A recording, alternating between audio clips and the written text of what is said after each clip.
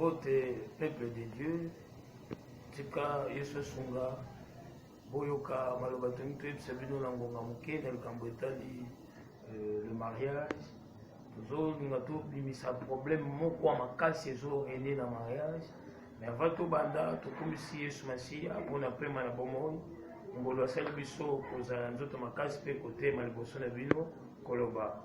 Pe Yesu Sunga, Molimo Santo, a ses yeux.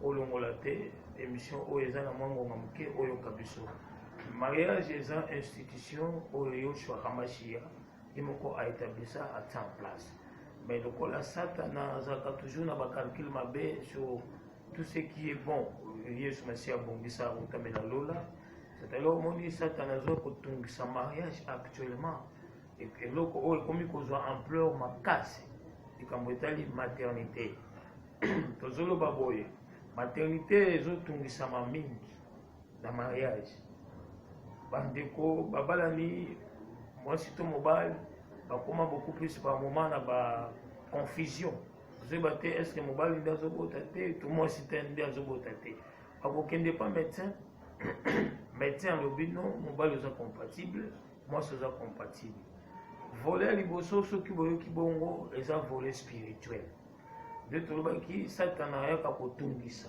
likambo etali maternité na kati ya mariage bato bayaka kodéranger maternité beaucoup plus eza bamari de nuit mpe bafemme de nuit soki bazokoexploite spirituellement le terme mari de nuit femme de nuit nasalelaka yango mingi te parce que omona na 14 heures partenaire spirituel ana aye kotungisa aofonctionne na yo donc eza so nuit te na 9 heures on a dérangé un mari de nuit ou femme de nuit. Mais le col a il faut faciliter la compréhension des choses. C'est pour cela que nous sommes empruntés à terme mari de nuit ou femme de nuit. Sauf que vous avez un partenaire spirituel ou une femme de nuit ou mari de nuit. Mais à quoi déranger la maternité? À quoi déranger la maternité comme pas possible. Partenaire à cause de la normal, compatible. Mais le col spirituellement baptême. Retenir comme partenaire na bango soit mobile na bango to mwasi na bango donc on a boké hôpital plusieurs fois ba médecin ba consulter bino ba sali ba anamnèse s'il vous plaît ba sali ba examen nyos ba lobi que boza bien mais sauf que vous bota carte ce qui bon moni bongo c'est que na ce qui bino voler liboso eza voler spirituel ba mari de nuit ba femme de nuit kusana bango ya mwana alors pour na batika yo pour la bâtir Kabino, il faut prier en permanence. Il y a deux choses. C'est bien qu'on écoute un pasteur, écouter un prophète. À quoi accompagner au Sambela.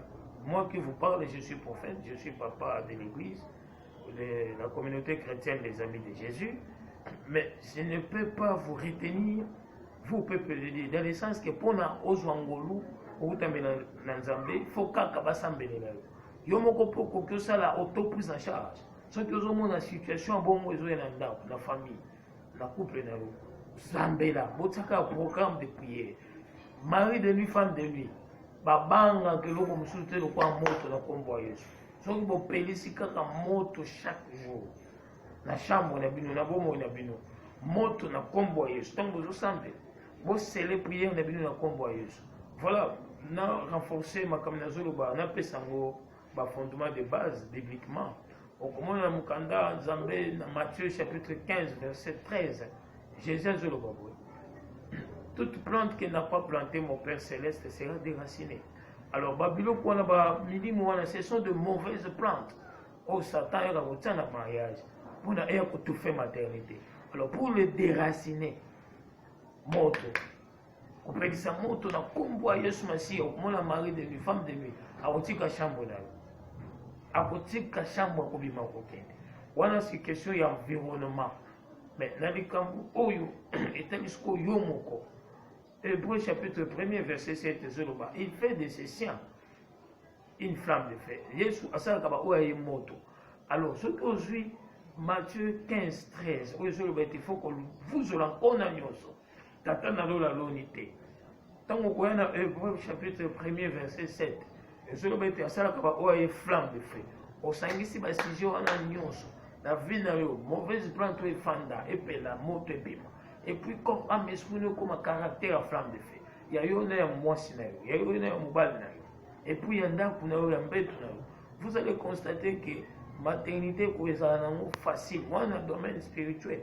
Malheureusement, ma couple belé, bazozo attend qu'on s'embête, bazozo attend une discussion, il y a qu'on soit dans la chambre, qu'on discute, on discuter sur discussion, pas personne ne connaît balali, mais en même temps, bazozo y a un problème en maternité. Zoka, la phase de bongo et c'est une discussion.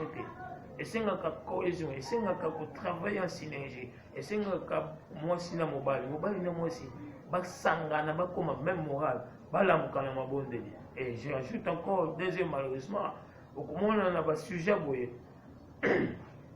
ba maman de mutu balamukana beaucoup plus na ba prière. Mon maman tombo ki azoya kulukanza pe Yesu sala ba papa pas question. Papa pour la bango prière et tali bango te surtout ce que français to alobaka anglais ou bien ça quelque part à la mutuka. Donc il néglige la prière. On a eu prière les antinate moi si so ensemble la semble. Mais bozo zanga mabota yo na moi sinayo. Kasi ukamato surcharger kaka maman, au sundoli maman, au délaisser maman, yemuka semble la kaluka lo semble.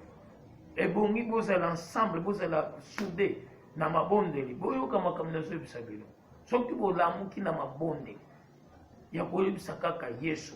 Toute plante que toi tu n'as pas plantée dans le mariage, et ça la déraciner. Surtout mon frère se plante. Oh, ils ont la stérilité, ils ont empêché la maternité. Ils ont continué le moment bien aimé de le Seigneur. Ils sont consacrés. Sans pourtant, quand vous n'est pas prophète, vous n'est pas pasteur. Mais je ne refuse pas. Je ne vous interdis pas au pasteur ou au prophète. Parce que je le suis. Mais je ne veux pas. Vous allez borner que ceux qui passent à la vérité, prophète à la vérité. Ils sont coloqués sur le volonté. C'est faux. C'est faux. Ils sont prier en tout. Ce qui est difficulté comme ma casse et que aux semblent, aux autres résultats, c'est alors bah consulter comme ça les exemples pour n'accueillir les cambouezanini. Vous pensez que Anne, na Elkana, na Mkanda, 1 Samuel chapitre 1er, Anne avait non semblé la terre, elle priait à la maison. Est-ce que Elkana ne priait pas à la maison? Il priait. Voilà la raison pour laquelle au commun a dit Elkana mobile na bango azo pesa kaba offrande pour na ban azo pesa pe Anne azo pesa une double portion offrande mais balé. C'est-à-dire ils sont déjà comme une capacité pour pesa ka offrande. C'est qu'il semble là. Mais malgré heureusement ba semble là. Comme ba moni que bazo semble là. Mais bazo zoelo ko bazo lukate. C'est alors que au moment la bazo que prier, bazo que nous consulter pour ça les ensemble. Donc bon semble la banda. Voilà qui voulait les voler spirituel, combattre les maris de vie, femmes de vie pour bénéficier de la maternité.